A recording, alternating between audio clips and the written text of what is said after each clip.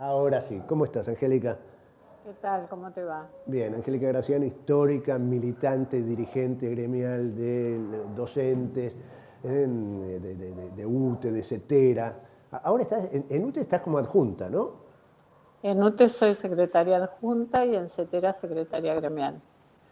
Bueno, mañana pretenden poner en tratamiento en el Congreso, en la Cámara de Diputados, este proyecto de ley de Finocchiaro, donde dicen, bueno, hay que declarar a la educación como servicio estratégico esencial. Y plantea una serie de puntos que tienen que garantizar los docentes la presencia en las aulas. Antes de eso le plantea a los directivos que tiene que dar un listado de aquellos que no van a poder hacer paro.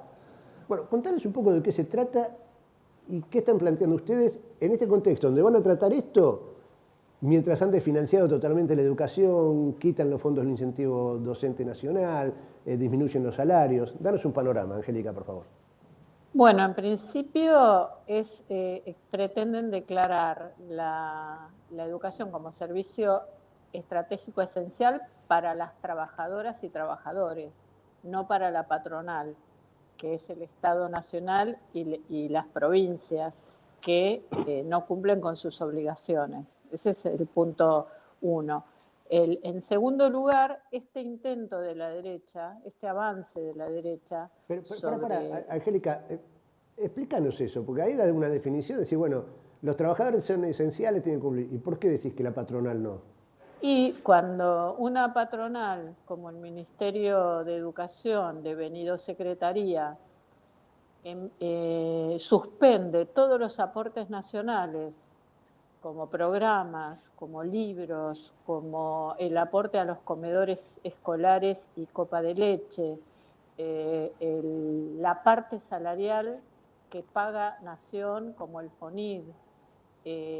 Todavía no se ha resuelto el piso mínimo salarial docente para que las provincias reciban las compensaciones por las desigualdades salariales, es decir, para la Secretaría de Educación Nacional y para mi ley no es servicio, no es esencial, porque si fuera esencial garantizarían el presupuesto. Es decir, es esencial, ellos definen como esencial algo que es solamente para una parte, que es para las trabajadoras y trabajadores, que encubre una limitación del derecho a huelga, que es un derecho constitucional, pero además rechaza o niega recomendaciones de la OIT, resoluciones de la OIT, que ya dijo que solamente se puede declarar servicio esencial aquello que es riesgoso para la salud o corre riesgo de vida. Y no es el caso de la educación. Y tenemos fallos favorables y tenemos fallos también en la justicia. Es decir, que esta propuesta del señor Finocchiaro está yendo contra todas las normativas internacionales y nacionales. Pero, a su vez, es una especie de ataque muy certero a las demandas que nosotros estamos haciendo desde que asumió este gobierno de Milei, pero también en otros gobiernos que hemos reclamado el cumplimiento efectivo del 6 puntos del Producto Bruto Interno que hoy no se está cumpliendo, y además los aportes nacionales a las jurisdicciones con dinero que se pueda controlar, no con partidas especiales, con negociaciones a oscuras o en las sombras como intercambio de votaciones en las cámaras. Y eso es lo que esta enorme campaña de prensa que se montó desde diputados está encubriendo.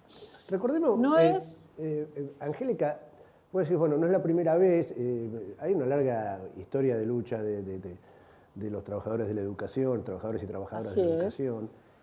Durante el menemismo, ese momento político, histórico, esa presidencia que tanto admira Milei y que tanto pretende imitar, al igual que la de la dictadura cívico-militar genocida, en sus políticas económicas y sociales,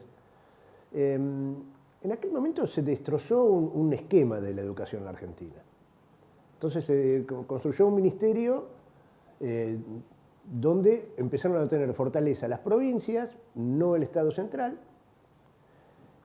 pero se preveía dentro de ese esquema cierto tipo de financiamiento. Y en la pelea que ustedes lograron aumentar el presupuesto el porcentual destinado a la educación en el presupuesto nacional y la distribución de esos fondos. Aparece años después el Fondo Nacional de Incentivo Docente. Bueno, todo eso que se había previsto como resguardo, hoy se pone en riesgo.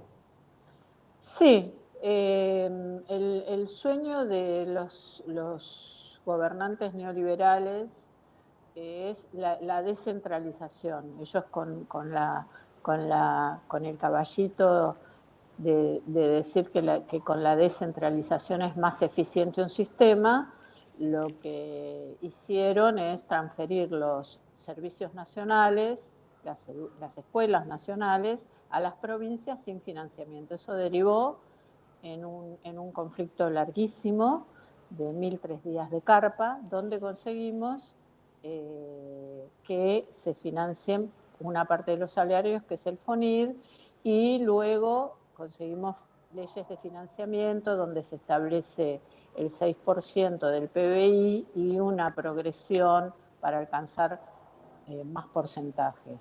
El tema de la educación pública argentina es una vieja batalla de la derecha, porque lo que quiere no solo es descentralización a nivel provincial, sino que luego quiere municipalización, es decir, fragmentar el sistema tal como nosotros lo conocemos de cuando éramos chicos, que fuimos a la escuela, y tal como está articulado ahora.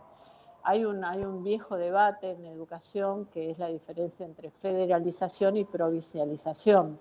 Provincialización es funcionar como estados autónomos, independientes, y que la nación, como nación, no tenga ninguna intervención. Federalización es la articulación entre las provincias, los gobiernos provinciales, las políticas educativas y el gobierno nacional.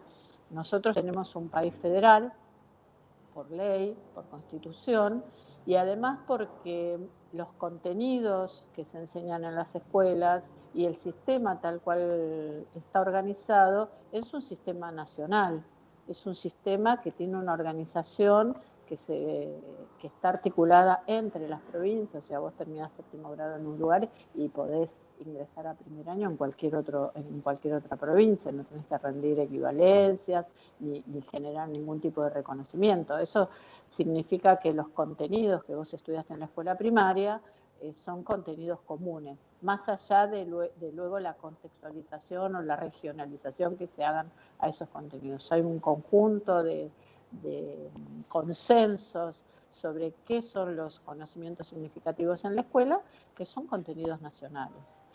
Y lo que está sucediendo ahora, e intentando, es que, bueno, que las provincias ricas o las provincias que tienen mayores recursos, mayores ingresos, tengan una educación con recursos, y dejar librada la suerte a las provincias que no tienen recursos propios, o que esos recursos dependan de ciertas negociaciones espurias para votaciones con los diputados y los senadores, negociaciones que se hacen en las sombras, por supuesto. Pero el tema educativo es un tema que le preocupa a todos los argentinos porque genera expectativas sociales, genera movilidad social, genera esperanzas. No hay una familia que diga, yo no voy a mandar a mi hijo a la escuela. Y vos recordá que el propio Bené Galicia intentó imponer el trabajo infantil. En el primer esbozo de esta ley, intentó imponer el trabajo infantil mediante dos estrategias. Una, la virtualización a partir de cuarto grado, y otra, dejar librada a la voluntad de las familias de mandar a los hijos a la escuela y poder llevárselos a trabajar, él mismo lo decía, a un taller, a una zona rural. Es decir, están trabajando contra la obligatoriedad de la escuela. Ahora, hay un caballito de batalla que tiene el gobierno, que tiene los sectores neoliberales, las derechas, Sí. Donde pretenden hacerse fuertes, que es decir, bueno, acá el problema es que los docentes no paran, no van a trabajar, se toman licencias, ¿no? O sea, el problema enfocado en las docentes, en los docentes, en sus luchas, y ahí parecen hacerse fuertes, ¿no? Porque eso ha permeado en grandes sectores de la sociedad. ¿Ustedes cómo lo ven eso? Bueno, no está probado que la responsabilidad de algunas cosas que no funcionan bien en la escuela sean del conjunto de las trabajadoras y trabajadores de la educación, más bien es una retórica que utiliza la derecha para introducir reformas. Y en segundo lugar, lo que sí está probado, que las condiciones sociales y las condiciones económicas de los sistemas educativos tienen efectos, si son malas, devastadores sobre el conjunto de la población, porque no es lo mismo estudiar con computadora que sin computadora, y no es lo mismo estudiar con libros que sin libros. Luego hay un conjunto de problemas que ellos vienen enunciando, que no son reales, por ejemplo, que los chicos de la escuela secundaria no completan la escuela secundaria, porque está en el mismo informe que ellos utilizan para hacer una campaña negativa sobre la escuela secundaria, dice que el 80%, el 90% completa la escuela secundaria en sus tiempos y en sus espacios, según los tiempos que cada joven está en condiciones de garantizar.